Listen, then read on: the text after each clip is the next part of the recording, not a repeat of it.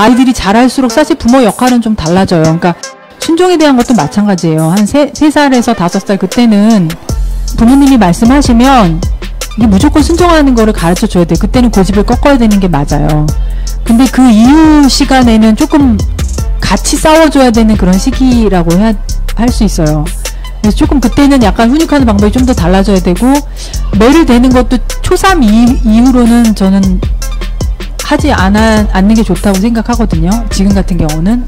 예, 그렇고 10대는 당연히 뭐 매를 때리거나 이런 거는 하지 말아줘야 되고, 제일 중요한 게 뭐냐면 10대 같은 경우는 이제는 조금 그 아이들의 스케줄이나 이런 거를 존중을 해줘야 돼요.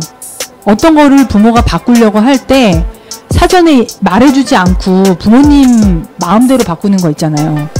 뭐 예를 들어서 얘가 친구랑 만나기로 약속을 했을 수도 있는데 원래 그게 사전에 전혀 고지가 되지 않았는데 갑자기 이번 주에 얘가 전혀 준비도 안 돼 있는데 이제까지 순종을 했었으니까 라고 생각하면서 그냥 아무렇지 않게 막 이렇게 바꾸고 이렇게 하는 거, 그런 부분들은 좀 조심해야 돼요. 이제는 얘가 점점 자라나기 때문에 부모로부터 이제 독립해서 하나님께 점점 의존하는 그런 사람이 돼야 된다라고 하는 거를 염두에 두시고 점점 이렇게 커나갈 수 있게 조금 물러나서 좀 기도하면서 이렇게 해야 되고, 특히 이제 스케줄 때문에 많이 다투세요.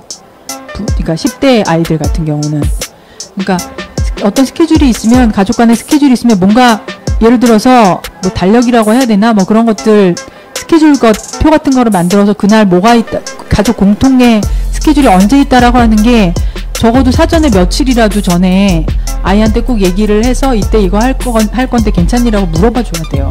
근데 그것 때문에 애들이 분노하는 경우가 굉장히 많더라고요, 저는. 그러니까 공부방에서 그냥 일반 아이들 대할 때도 그렇고 홈스쿨 아이들도 네, 그런 거에 대한 분노가 많이 있더라고요. 그러니까 무조건 부모님이 하라고 했으면 순종해, 이런 거, 그런 태도는 조금 이제 좀 이제 달라져야 되죠. 아이가 이제 컸으니까. 예.